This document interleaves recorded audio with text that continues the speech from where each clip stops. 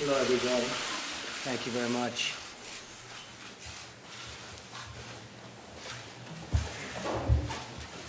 It's great to have you at the White House. And I just wanted to pass on word that Otto Warmbier has just passed away. He spent a year and a half in North Korea. A lot of bad things happened, but at least we got him home to be with his parents, where they were so happy to see him, even though he was in very tough condition, but he just passed away a little while ago. It's a brutal regime, and we'll be able to handle it. But I want to thank you all for being here, special people. I'm really thrilled to welcome many of you for the first time, and certainly the first time meeting as the American Technology Council. We're joined by an incredible group of leaders on the absolute cutting edge of innovation, including many CEOs from the world's most successful businesses. We have approximately $3.5 trillion of market value in this room, but that's almost the exact number that we've created since my election. In fact, I think we have you beat by a little bit, which is a pretty good number, but I congratulate you all. Done an amazing job. Thank you for lending your time and your talent to the American people. A lot of ideas have come out of the room today, and a lot of ideas will over the next short period of time. I also want to welcome Secretary Mnuchin, Secretary Kelly, Administrator Verma, and my budget director, Mick Mulvaney. Thank you all. Doing a great job. I want to thank Jared and Chris Liddell, for assembling such a spectacular group of people. They're working very, very hard. I want to thank Ivanka for working so hard on it. It's a real passion. Our goal is to lead a sweeping transformation of the federal government's technology that will deliver dramatically better services for citizens, stronger protection from cyber attacks, which we were just discussing in the Oval Office with a little bit smaller group. That's a big problem. There's no question about it. We're going to be working on it. We're going to solve the problem. And up to $1 trillion in savings for taxpayers over the next 10 years, over $1 trillion. We're embracing big change, bold thinking, and outsider perspectives to transform government and make it the way it should be, and at far less cost. My administration's already taken very historic steps to modernize critical IT systems and make government more transparent. As an example, you're seeing what we're doing with the airports, with all of the billions and billions of dollars that have been spent on planes flying all in the wrong directions. We're getting a change. They spent many billions of dollars, and we are getting that whole system fixed. Money wasted over the last 6 or 7 years, billions. VA Secretary Shulkin recently announced that we're upgrading technology to allow the seamless transfer of veterans' medical records from the Defense Department, which has been a huge problem for decades and decades for our great veterans. We'll have it fixed very soon, but it's been a problem for many, many decades. Across government, we're fixing problems in months that others have not fixed in many, many years. And we're just getting started. 50 years ago, our government drove the innovation that inspired the world and put Americans on the moon. Today, many of our agencies rely on painfully outdated technology. And yet we have the greatest people in technology that the world has ever seen right here with us in this room. And most of them are just nodding as I say that. They're actually agreeing with me, which that's interesting, Eric, right? Government needs to catch up with the technology revolution. We're going to change that with the help of great American businesses like the people assembled. The businesses represented here today employ hundreds of thousands of American workers. Your innovation has shaped the modern world and created millions of jobs. America should be the global leader in government technology just as we are in every other aspect, and we are going to start our big edge again in technology, such an important industry. I view it from the standpoint of jobs and other things. You view it somewhat differently, but we're all in the same ballpark. It's so important, so important. My administration is embracing a new spirit of innovation that will make life better for all Americans. And when it comes to what we're here for today, American technology, we're working very diligently with everybody, including Congress, on immigration so that you can get the people you want in your companies. And it's been a tremendous problem that you've had over the past long period of time. So we're working very hard on that, and we'll be able to solve that problem. I want to thank everyone in the room for lending your time again. And what I'd like to do is maybe just go around the room briefly and just introduce yourself and perhaps the name of your company. We won't go with too many long speeches, but we'll maybe just, we'll start with our wonderful, great genius from Microsoft who has done one hell of a job. Congratulations on the job you've done. Go ahead. Thank you, Mr. President. Thanks for the opportunity today to spend the time, both learn and contribute, I think, to what is one of the most important dialogues, which is about modernizing our government with the latest technology, and so that the people of America can benefit from it. So I think the first thing I took away is how important an agenda it is to modernize technology. The second thing I think is for us to do our best work as an industry and in collaboration with the government to skill the people of the United States for the jobs of the future. Technology will play a role both in creation of the jobs and the skills.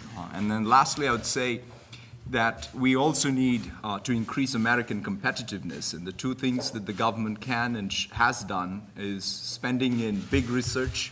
After all the technology that we have today is because it started, in fact, in the government and the research institutions you funded, as well as the enlightened immigration policy. Of course, I'm a beneficiary of that, and I hope that we continue to be able to sort of really make sure that the American competitiveness is what helps us set policy for it. Well, thank you, Satya, and perhaps we could keep it a little shorter than that, folks. Otherwise, we might be here for a long time. Anyway, Jeff. All right, I will be short. I think, when we met before in December, I encouraged this administration that you could be the innovation administration.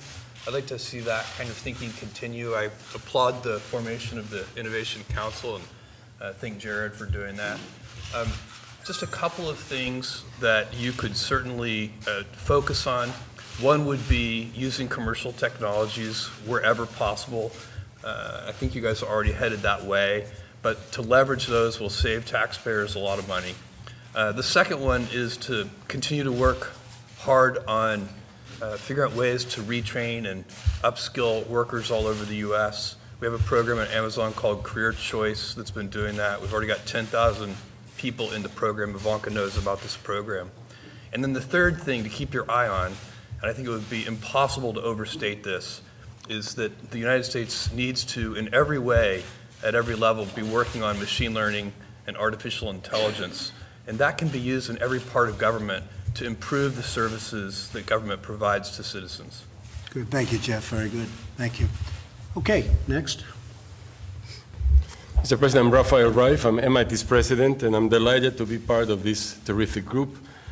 Let me say that I applaud the focus of the administration and innovation. We are the most innovative country in the world today, and the biggest issue we have among ourselves right now, in my view, is to stay where we are as the most innovative country in the world 30 years from now and beyond. Well, my uncle was a professor there for a long time, so I have a lot of respect for MIT, believe me. Great place. Thank you. Thank you very much. Okay. Yes. I'm Carol Folt. I'm the chancellor at UNC, and I too am delighted to be here talking about innovation and workforce and talent. I mean, people have said what's really important, but when I think about the future, I think of all those kids that have such capacity, and what we're talking about is trying to take every resource we have to put to building that innovation capacity for the country, and so it's great to be here. Thank you very much. Yes, thank you. I'm Tom Layton from Akamai, and we protect government websites from attackers, the majority of the government websites, including whitehouse.gov. The DNC could have used you. Well, it's an important job, and as you can imagine, there's a lot of folks out there trying to do bad things, and we're delighted to help with the effort to save $1 trillion and to secure the government. Good, thank you. Thank you, Mr. President. I'm Zach Bookman, CEO of a company called OpenGov. We have about 1,500 governments across the country as customers of our smart government cloud for budgeting and intelligence and open data. I'm really excited and honored to be a part of today's conversation, and I applaud the work that Jared and so many others here are leading. It's clear to me that a lot of the thinking being applied is exactly what's been needed for a long time, and I think it's just the beginning of a lot of innovation. So I think that's right. Thank you very much. Pat Gelsinger, CEO of VMware, also representing Dell here today. And we're some 70+% of government workloads run in the VMware software today, so we're thrilled to be able to be in that role today. But more importantly, moving it forward to the cloud, we think is critical, this potential in cyber and really putting in place cyber hygiene. And ultimately, we as an industry are the product of the seed corn that was planted 30, 40, 50 years ago from the great research investments of government and university. And we deeply believe that we need to be planting those seed corns for our children and grandchildren. Great, thank you. So, Mr. President, Steve Mollenkopf, CEO of Qualcomm. We thank you for the opportunity to contribute today.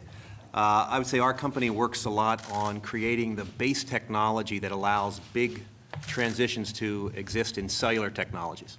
And we're very excited about the upcoming 5G transition. It's going to be a big job creator worldwide. I think it's important that the U.S. stays competitive, and we applaud the direction that the administration is taking. Thank you very much. Mr. President, my name's John Doerr, chairman of Kleiner Perkins and of a startup company called Nuna.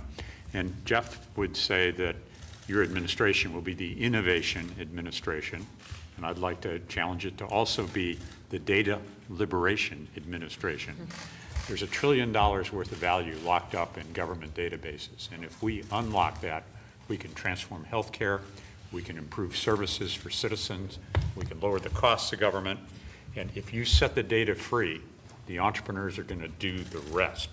I'm particularly impressed by the thinking of Seema Verma over in your Medicare and Medicaid teams, and look forward to working with you in the administration. Thank you very much. Thank you. I'm Michael Drake, president of The Ohio State University. Glad to be here today and very happy to participate in this conversation. You know, we try to enable and empower and inspire young people to make a difference, and being able to partner with our colleagues here around the table and with the government to do that in a better way is something that we're very excited about. Thank you very much. I'm Ajay Banga, the CEO of MasterCard, and thank you for having us, Mr. President. I think in addition to what technology and the Internet of Things is going to do for all of us as an opportunity, side by side comes a tremendous responsibility on cybersecurity. And I think working that the right way with the right public-private partnerships, but also working it where the weakest link, which is small merchants and the individual consumer, get the right level of safety that they demand from us is really important. And I think the level of engagement in that dialogue today was very, very interesting. Thank you very much. Thank you. Mr. President, Ginny Rometty from IBM.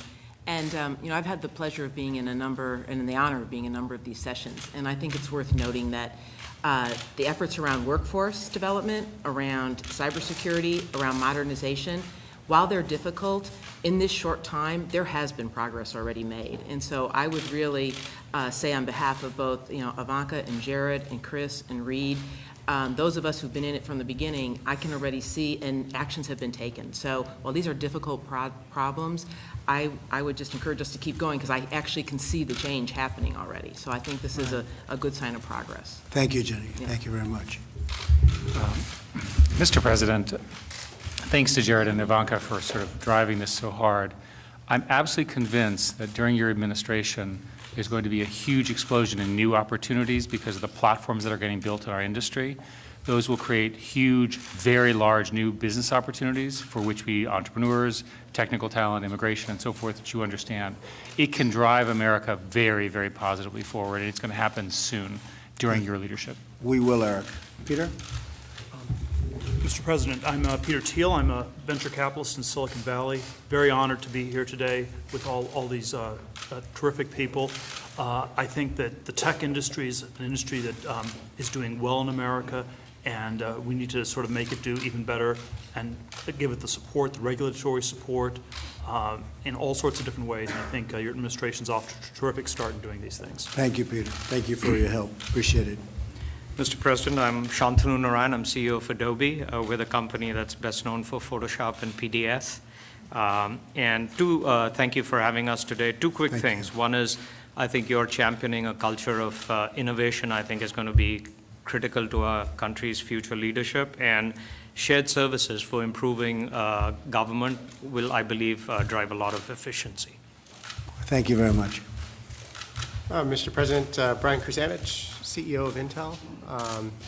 You know, what I got out of today is, first, is a great honor to be here and a real pleasure, but also it was a great outreach, I think, between the private-public partnerships that we can really drive innovation much, much faster. And so I hope today's just the start of what we can accomplish together. Thank you. A great company, and I appreciate it. Thank you very much. I'm deeply honored to be here. I'm Alex Karp, Palantir.